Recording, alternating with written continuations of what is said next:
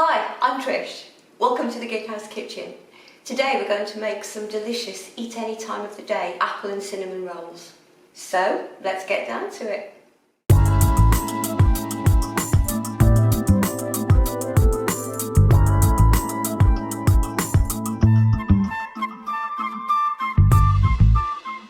So now it's time to put the oven on. So if you have an electric oven, you need to put it on to 220 degrees centigrade. And if you have a gas oven, you need to put it on Mark 7. Now we're going to get down now to making the bun dough. So in my bowl, I have 300 grams of strong bread flour. And to that, I'm going to add a good pinch of salt, which is about 1/4 teaspoon. And then here, I've got 30 grams of butter, which I'm going to add. And then with the tips of my fingers, as always, I'm going to rub it in.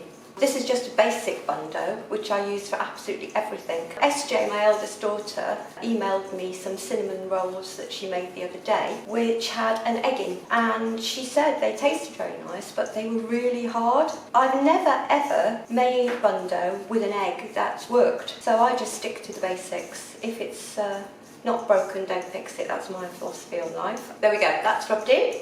So now I'm going to put in the other ingredients. So I have here 7 grams of dried yeast, which I'm going to put in. Crucial to bun dough, because obviously if you don't put it in, it doesn't rise. And then I'm going to put in 30 grams of caster sugar. Right, so give that a good mix in, mostly to distribute the yeast.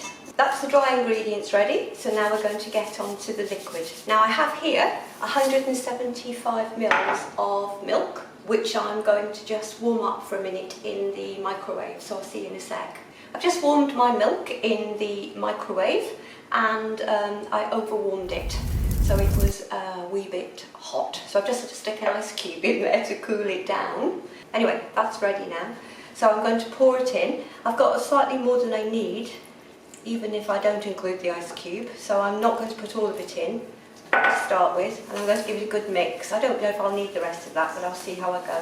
Now it's all mixing in, and I think I will need a bit more, so I'm glad I did put the ice cube in. So there we go.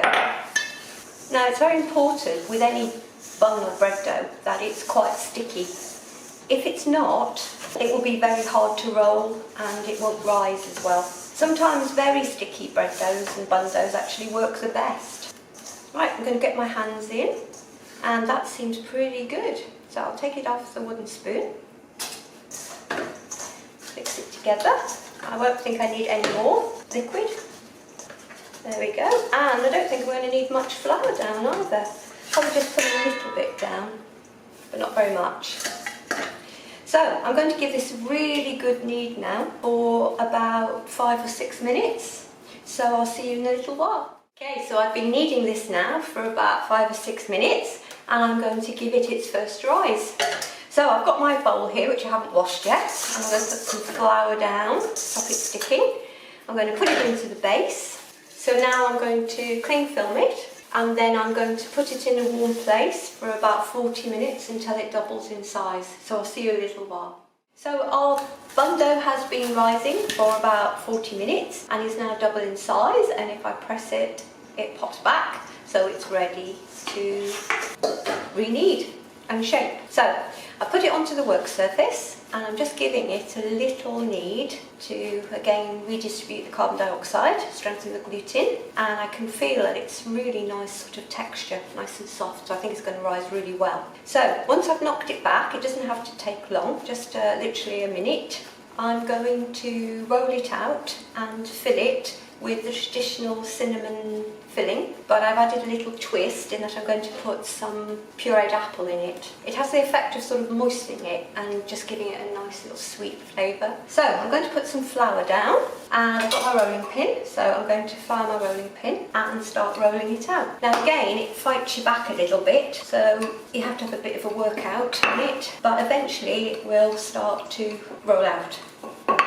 So I want it to be as big as my rolling pin, really, so I've got a little way to go. Now I need a square shape, which is easier said than done on account of it rolls back a lot, but if you actually just pull it gently, taking care not to put your fingers through the dough, you can roughly get it into a square shape.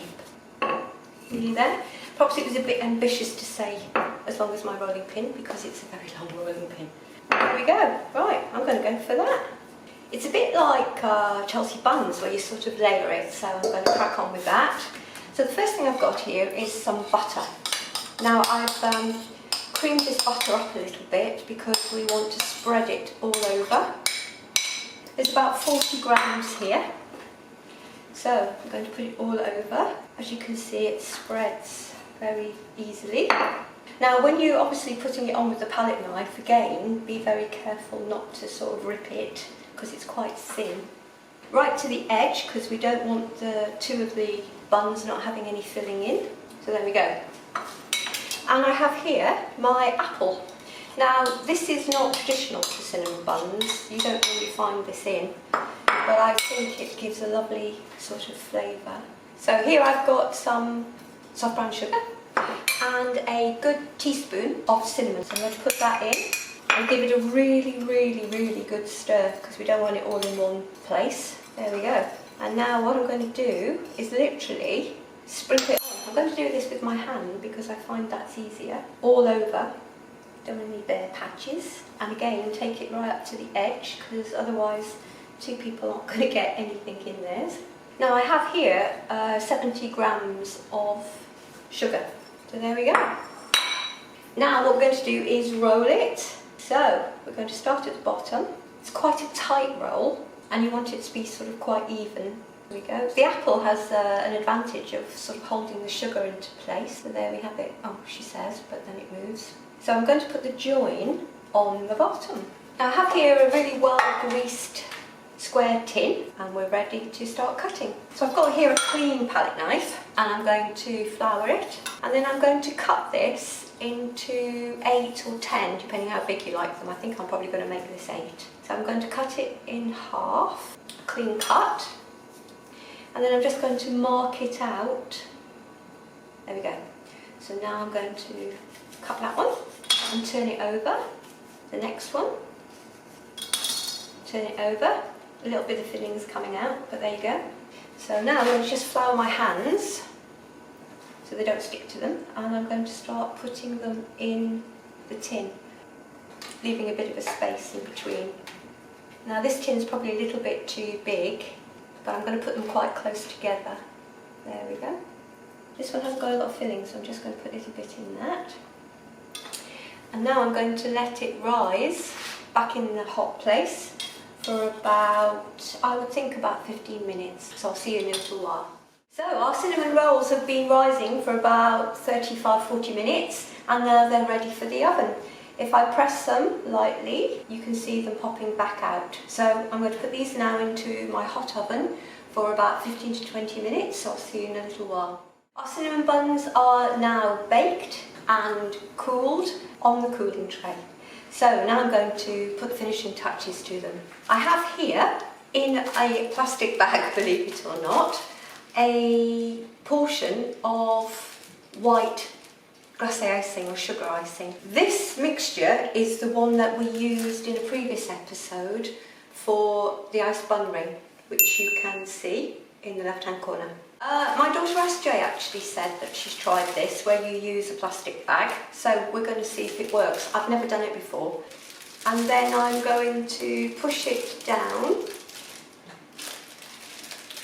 Oh, this is weird already. I feel like I've got no control over it. So here we're going to go for it. Whoa, well done SJ, clearly it worked. Plus you have the added advantage that you don't have to wash the piping bag, which can be a pain in the neck. Oh, this is fun. Who knew squeezing a plastic bag could be such fun? So there we have it, delicious apple and cinnamon rolls, ready to eat with a nice cup of tea. Thank you for joining us. If you enjoyed this video, please remember to subscribe. See you next time in the Gig House Kitchen. Bye!